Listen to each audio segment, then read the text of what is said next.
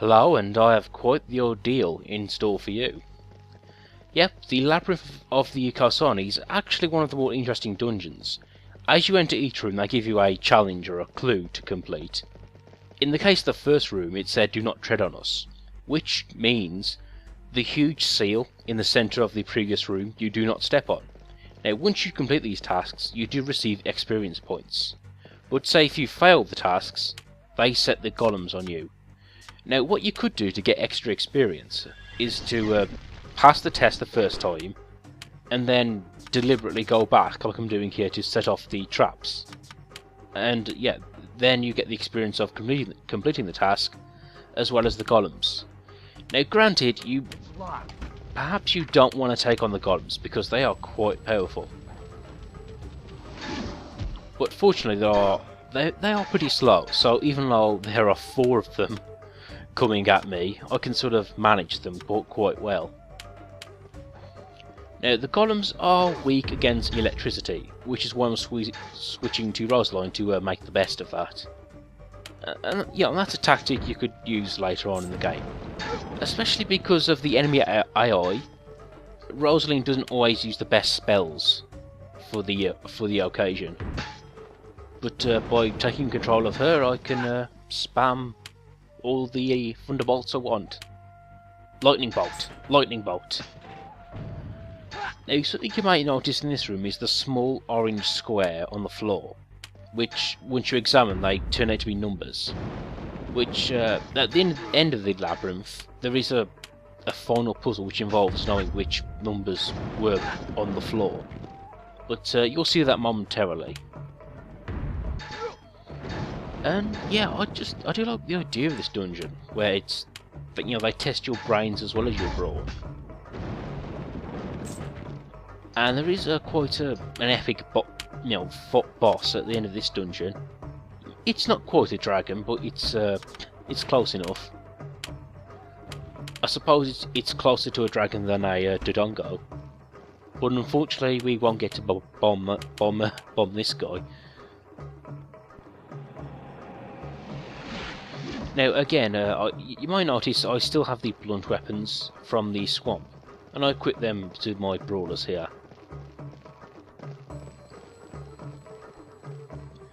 Now for this puzzle, you can sort of see on the monolith, in the sort of just in the centre of the room here, there is a set of symbols, and that gives you a clue to the order of which you're meant to lower these switches.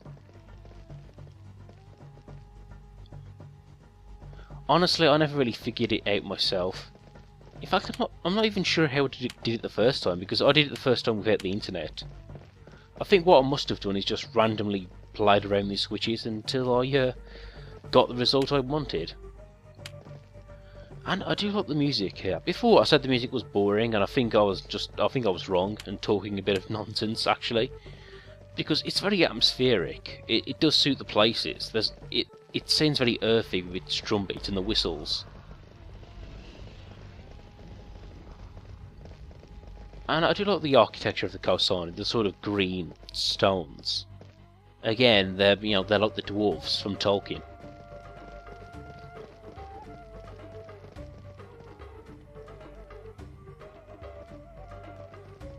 Okay, looks like we have a test of might here. Now, here we're facing these Kosani prisoners, which are the same as the Kosani heretics you might have encountered in the world map. And yeah, they're pretty basic brawlers. On their own, they're not really that effective, but again, you need to watch out you don't get ganged up on, or separated even.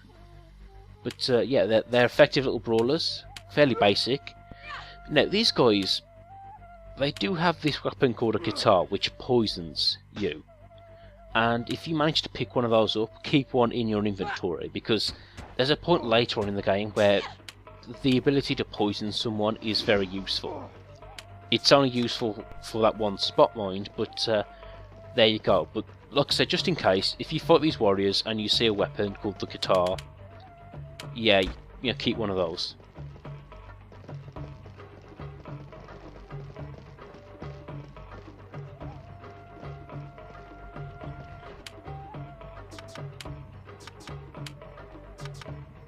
Now at this point I just heal up here.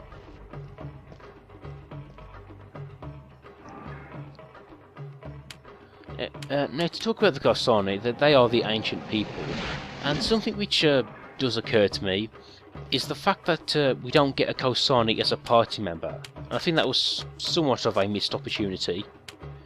Now at this point I do summon a Mist Elemental, just because I thought I should show these off. The Mist Elemental is, I would say it's fairly weak. I mean, it's just a freaking cloud, but it does shoot energy and ice magic, so it's somewhat useful in this dungeon. But speaking of which, we did get the Golem summon from our previous dungeon, so I will be showing off that as well.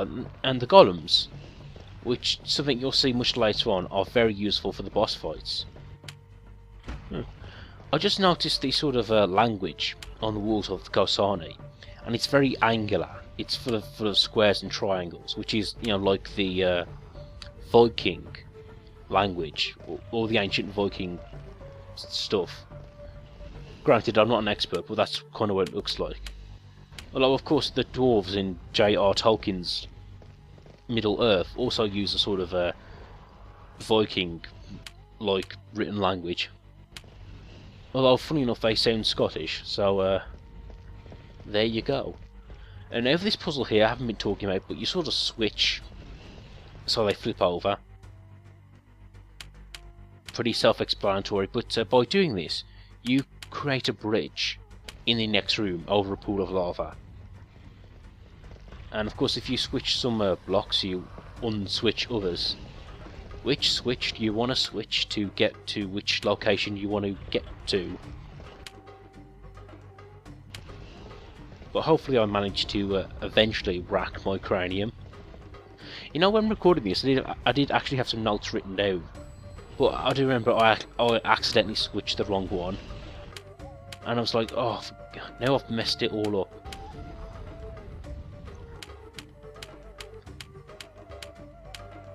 But yeah, like I said, these puzzles are really interesting, and it does give this dungeon a very specific identity. So it makes me wonder if the developers were intending to go the extra mile and actually come with, you know, sort of make up a language for the Gosani, like the Klingons or the High Elves. Which I guess would have been a nice touch, but not really necessary. Or it would have been annoying if they would have expected you to translate it. And as we see here, we managed to create a path over, but also collect some quite an okay item here, the studded pants. Not really that important, but every little piece of armour helps.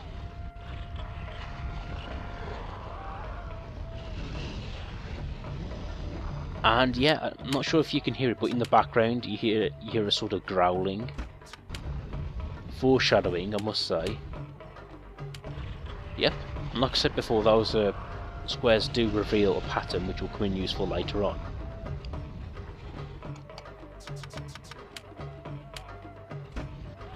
And yeah, for some reason you can't save in this dungeon.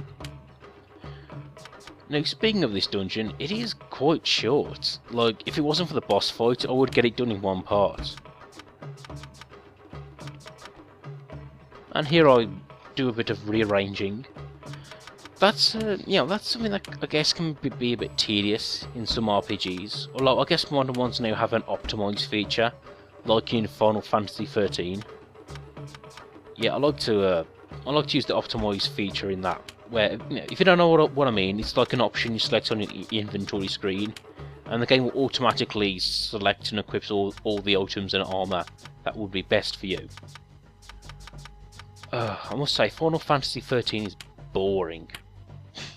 I'm finding it a real chore to get through. But anyway, I'm looking for the weapons here. Now, what's funny is that Felice can equip swords and daggers, and some swords say they can be used as daggers, which is actually a lie. Which, yeah, I have to call on the developers for that. That seems to be a mistaking in the source material, or the flavor text. But yet, and of course these edits, they do hide the fact that I go back and fight some golems for experience. Oh, and here's the room I was talking about. 6 symbols on the floor, and you're meant to reveal them in the correct order. Although, I must say, who was checking the squares on the floor? Because I wasn't. So, they suddenly surprise you with this, but... in fact, I honestly can't remember how I figured it out the first time. I must have did it by random, and eventually got lucky. Do do do do do do. Okay, onwards. Now we're on to the main. Oh, thank you. I got interrupted by my party members here, but yep. As I crossed the threshold, I gained some much needed experience.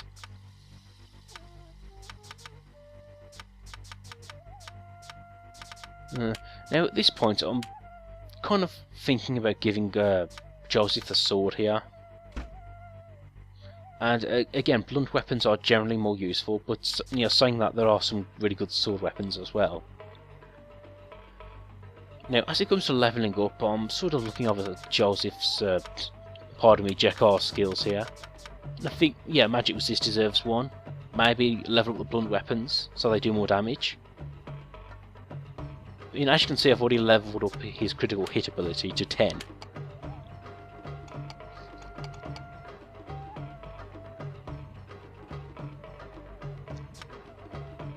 Now, as for Rosalind, I guess her abilities are a bit more obvious, I suppose. Like, obviously you want to level up her magic spells and her magic resist. Yeah, but here I'm thinking, do I want to level up her critical hit ability?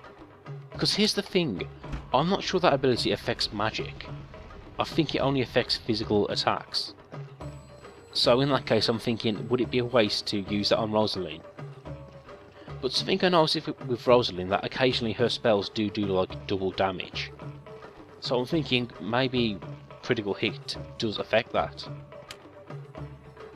Now I guess another positive about the dungeon here is that there are no side quests we have to complete. Of course now we face the red imps, which I guess that it does provide another reason why the mist elemental was quite useful. Ice beats fire.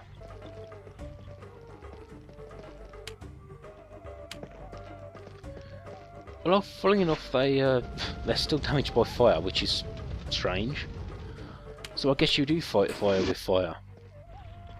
But anyway, as you can see, we're approaching the main boss area here. Of course, you know, every challenge, they do have to throw a giant monster at you. I suppose it's better than being thrown in the pit of the Rancor, but only slightly.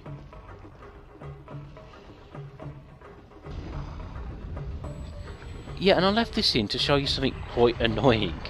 I didn't notice, but Felice got trapped on those platforms. So essentially she was all the way back there. And really I have to applaud the developers there.